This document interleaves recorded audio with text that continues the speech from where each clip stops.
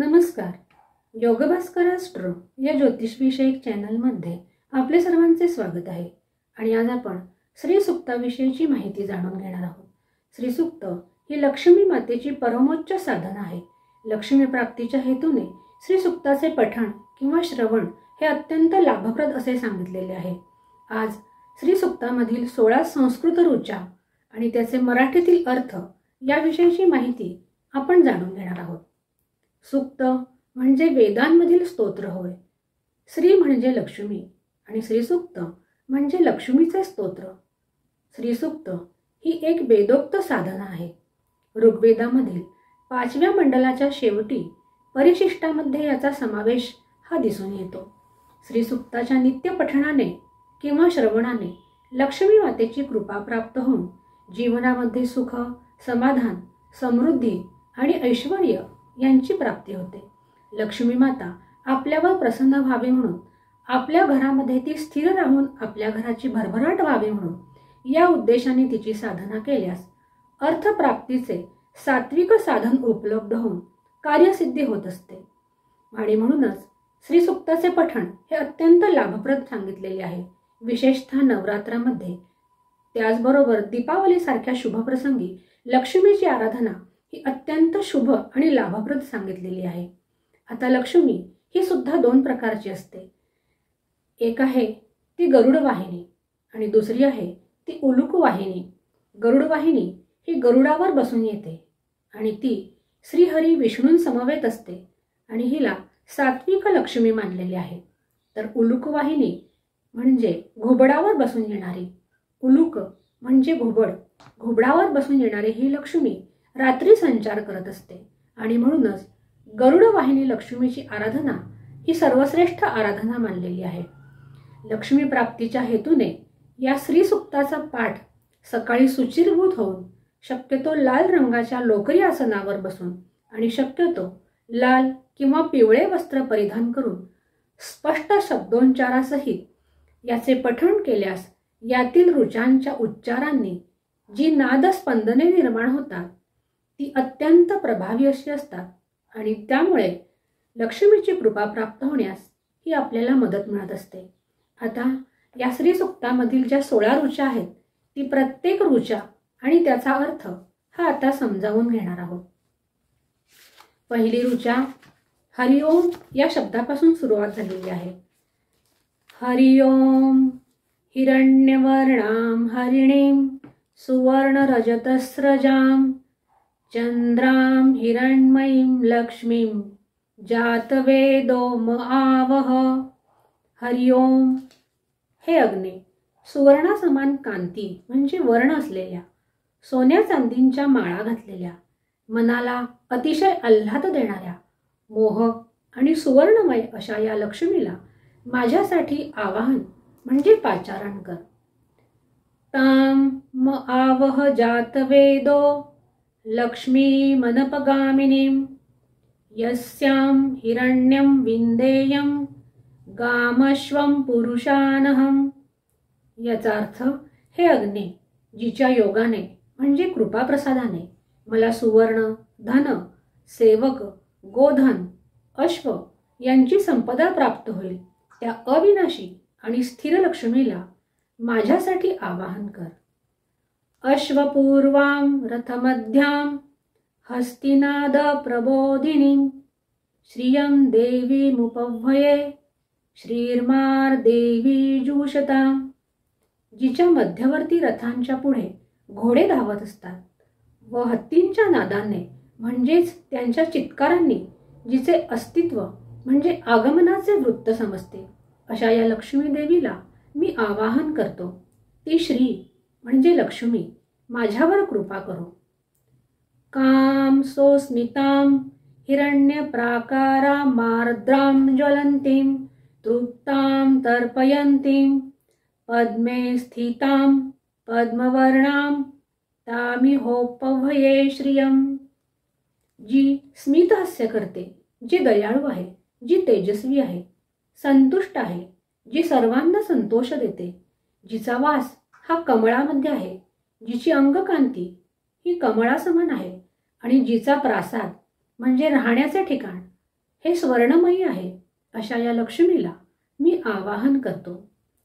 चंद्रां प्रभासां यशसा ज्वलंतीं श्रियं लोके देवजुष्टामुदारां तां पद्मिनीमीं शरणमहं प्रपद्ये अलक्ष्मीर्मे नश्यतां त्वां ऋणे. जी चंद्रप्रभे समान तेजस्वी आहे, जी कीर्तिवान आहे, उज्ज्वल आहे, उदार आहे, जी कमल धारण करते, जिची देव ही सेवा करत असतात आणि जिचे ई म्हणजे इम हे बीज रूप आहे, जी लोकांना आल्हाद देत असते, त्या लक्ष्मीला मी शरण आहे. हे महालक्ष्मी, माझे दारिद्र्य तू दूर कर अशी मी तुला विनंती म्हणजे प्रार्थना करतो. आदित्यवर्णे तपसोऽधिजातो वनस्पतिस्तव वृक्षोऽथ बिल्वः तस्य फलानि तपसानुदन्तु मायांतरायाश्च बाह्या अलक्ष्मीः. सूर्याप्रमाणे तेजस्वी असणाऱ्या हे लक्ष्मी, तुझ्या तपामुळे बेलाला म्हणजे बेलाच्या वृक्षाला वनस्पतींचा राजा म्हणून मान्यता प्राप्त आहे. माझ्या तपश्चर्येचे फळ म्हणून ही त्याची फळे माझ्या अंतःकरणातील मोहमाया आणि बाह्य म्हणजेच प्रापंचिक दारिद्र्य हे दूर करोत. उपैतु मां देवसखा कीर्तिश्च मणिना सह प्रादुर्भूतो सुराष्ट्रेस्मिन् कीर्तिं वृद्धिं ददातु मे. मी या थोर देशामध्ये जन्माला आलो आहे. कुबेर आणि मणिभद्र माझ्याकडे कीर्तीसह येवोत. मणिभद्र हे कुबेराच्या पुत्राचे नाव आहे. तो कुबेर मला कीर्ती आणि संपत्ती देवो. पुढील ऋचा. क्षुत्पिपासामलां ज्येष्ठामलक्ष्मीं नाशयाम्यहम् अभूतिम् असमृद्धिं च सर्वान् निर्णुद मे गृहात.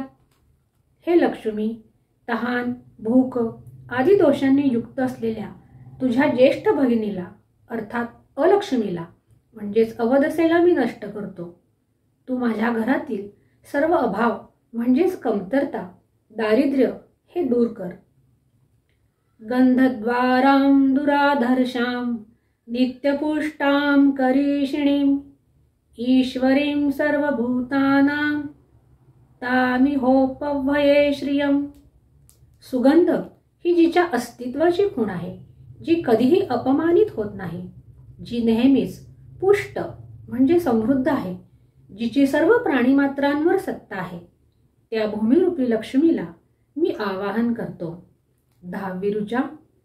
मनसः काममाकूतिं वाचः सत्यमशीमहि पशूनां रूपमन्नस्य मयि श्रीः श्रयतां यशः. हे लक्ष्मी, आमच्या मनातील इच्छा या पूर्ण होवोत. आम्ही सत्य बोलावे, आम्हाला भरपूर अन्न मिळावे, आमचे पशुधन हे धष्टपुष्ट असावे आणि मलाही यश मिळावे. 11वी ऋचा. कर्दमेन प्रजाभूता मयि संभव कर्दम श्रियं वासय मे कुले मातरं पद्ममालिनीं. हे कर्दमा, तुझ्यामुळेच प्रजा आणि प्राणी मात्र ही वर्धमान झाली आहेत. तू माझ्या ठाई अर्थात माझ्या शेतामध्ये उत्पन्न हो. माझ्या कुळात कमळांची माळा धारण करणारी लक्ष्मी अर्थात नैसर्गिक संपत्ती ही वास करो. आपः सृजन्तु स्निग्धानि चिक्लित वसमे गृहे निच देवीं मातरं श्रियं वासय मे कुले. या जलस्रोत देवता मला स्नेह देवत अर्थात माझ्यासाठी अनुकूल राहोत. हे चिक्लित नामक लक्ष्मीपुत्रा, तू माझ्या घरामध्ये वास कर अर्थात तुझ्यापासून मला लाभ मिळो आणि माझ्या कुळामध्ये देवी लक्ष्मीचा निरंतर वास राहो. आर्द्रां पुष्करिणीं पुष्टिं पिंगलां पद्ममालिनीं चंद्रां हिरण्मयीं लक्ष्मीं जातवेदो म आवह. आर्द्रां यः करिणीं यष्टिं सुवर्णां हेममालिनीं सूर्यां हिरण्मयीं लक्ष्मीं जातवेदो म आवह। अर्थ, हे अग्ने, जी अत्यंत दयाळू आहे, जी पुष्करिणीमध्ये वास करते म्हणजे निवास करते, जी सर्वार्थाने समृद्ध आहे, जी पिंगट अशा वर्णाची आहे, जी कमळांची माळा धारण करते, अशा स्वर्णमयी आणि चंद्रासमान आल्हाददायक लक्ष्मीला माझ्यासाठी आवाहन कर। हे अग्ने, जी अत्यंत दयाळू आहे, जी दंड म्हणून वेताची काठी धारण करते, जी सोन्याच्या माळा धारण करते, जी सूर्यासमान तेजस्वी आहे, अशा सुवर्ण कांतीयुक्त स्वर्णमयी लक्ष्मीला माझ्यासाठी आवाहन कर। ताम म आवह जातवेदो लक्ष्मी मनपगामिनीं यस्यां हिरण्यं प्रभूतं गावो दास्योश्वान्विंदेयं पुरुषानहम्।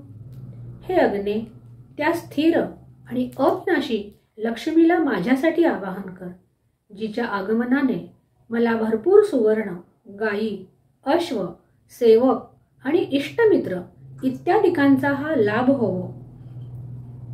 यः शुचिः प्रयतो भूत्वा जुहुयादाज्यमन्वहं सूक्तं पंचदशर्चं च श्रीकाम सततं जपेत्।